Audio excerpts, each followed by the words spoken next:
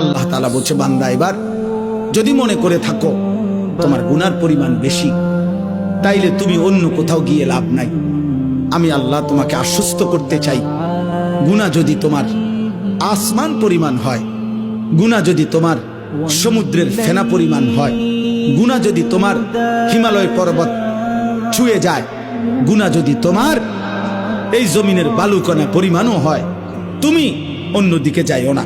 তুমি যদি শুধু বুঝতে পারো, অনুভব করতে পারো, তোমার ভিতরে যদি উপলব্ধি আসে আমার গুনাহ বেশি, আর আমার এই গুনাহ আমার জাহান্নামে নিবে, আর জাহান্নামের আগুন আমি সহ্য করতে পারবো না, খোদার কসম আল্লাহ বলেন এদিক সেদিক না গিয়ে বান্দা তুমি আমার দিকে ফিরে আসো, আমার রহমত থেকে নিরাশ হইও না।